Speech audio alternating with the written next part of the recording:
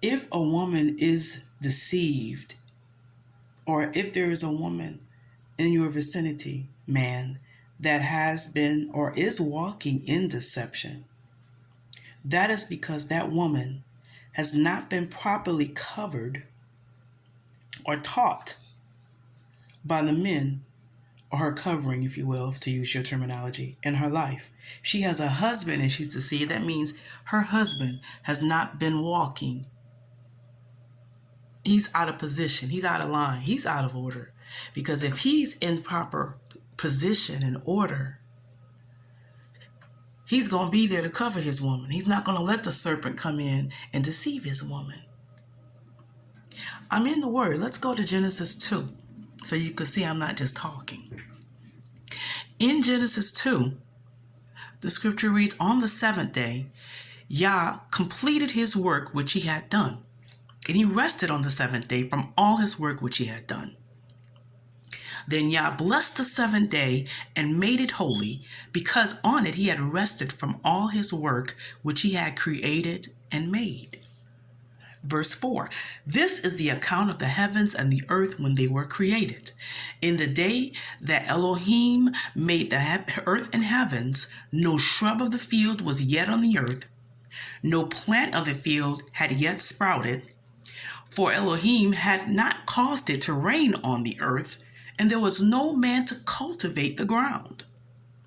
But a mist arose from the earth and watered the whole surface of the ground. Then Elohim, Yah, formed man from the dust of the ground and breathed into his nostrils the breath, the ruach of life. And the man became a living being. I'm in verse 8. Yah planted a garden in the east in Eden, and there he placed the man whom he had formed. Out of the ground Yah made to grow every tree that is pleasant to the sight and good for food. The tree of life was also in the midst of the garden, along with the tree of knowledge of good and evil.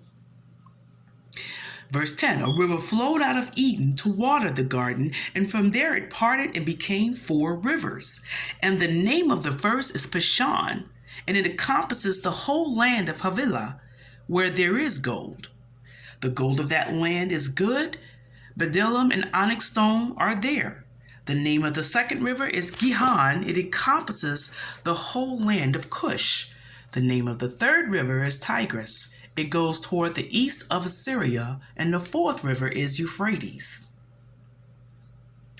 The Lord Elohim took the man and put him in the garden of Eden to till it and to keep it.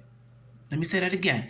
Yah took the man and put him in the garden of Eden to till it and to keep it. Pay attention. And Yah commanded the man. It didn't say Yah commanded the man and the woman. He said Yah commanded the man, saying, of every tree of the garden you may freely eat, but of the tree of knowledge of good and evil you shall not eat. For in the day that you eat from it, you will surely die. So wait a minute. He didn't command Eve? Eve wasn't there when the word was given? Eve had not even been formed yet, but he commanded Adam to don't eat of the tree of the knowledge of good and evil. That if when you do eat of it, you will die that day. Verse 18. Then Elohim said, it is not good that man should be alone, and I will make him a helper suitable for him. Out of the ground, Yah formed every beast of the field and every bird of the sky and brought them to the man to see what he would call them. He gave man authority to name every creature, every creation on this planet. Whatever the man called every living creature, that was what its name. The man gave names to all the livestock, to the birds of the sky, to every beast of the field. But for Adam there was not found a helper suitable for him. So Yah caused a deep sleep to fall on Adam, and he slept. Then he took one of his ribs and closed up the place of the flesh.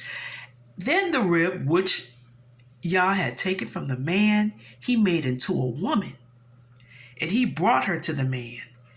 And then Adam woke up and said, "This is now bone of my bones, flesh of my flesh. She will be called woman." He named the woman, for she was taken out of man. The initial womb was in a man. I'm gonna leave it alone. Therefore, a man will leave his father and his mother and be joined to his wife, and they will become one flesh. Do y'all see that? Yah gave the commandment to Adam. And I'm going to go on. Wait a minute. They were both naked, and the man and his wife were not ashamed. And that's the end of chapter 2. Then it goes into chapter 3. Immediately, chapter 3, Genesis 3:1, talks about the serpent.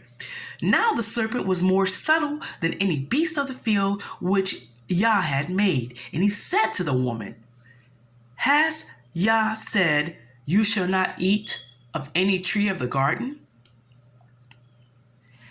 And the woman said to the serpent, "We may eat of the fruit of the trees of the garden, but from the fruit of the tree which is in the midst of the garden, Yah has said, you will not eat of it, nor will you touch it, or else you will die."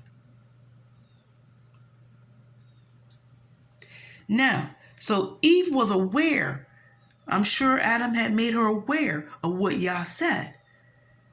But the enemy, the serpent, was still there to deceive her. During this whole conversation, she had a whole conversation with the serpent, y'all. Where was her husband? He was supposed to be there to run off the serpent and say, "You're not going to deceive my wife, devil. Get out of here."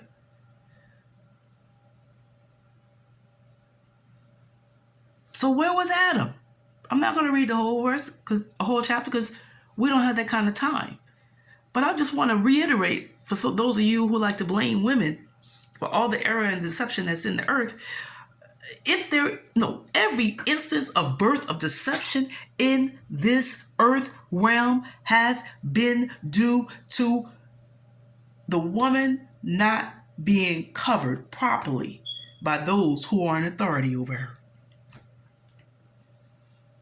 When the Watchers infiltrated human mankind, they were set there to cover and protect us and do Yah's bidding, but they wanted to tap that.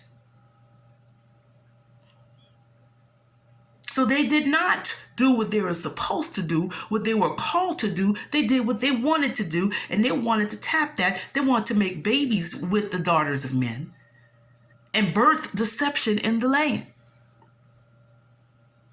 Because Adam, let's go back to Genesis 2 and 3, because Adam was not at his post covering his wife. Eve was the vessel that was used to birth deception into the earth. I will not argue that because the word says it. But it happened because Adam wasn't there to cover her and teach her and say, or to run the enemy off and say, "No, you're not deceiving my wife. Back up in the name of Yahushua HaMashiach." He didn't have to go that far because Yahushua HaMashiach did not. Yeah, you know what I'm saying. He wasn't there to run off the serpent and then reiterate to Eve, "Now, lady, woman, I love you, but you know this is what Yah says, so we got to do what Yah says." And I promise you, we will still be living in the Garden of Eden, y'all. Stop blaming the women for everything, man. Just take a hard, long, cold look at yourself. If your woman is deceived, that means you ain't been on your post. It's time to get in your post, kings. We're kings and priests, aren't we?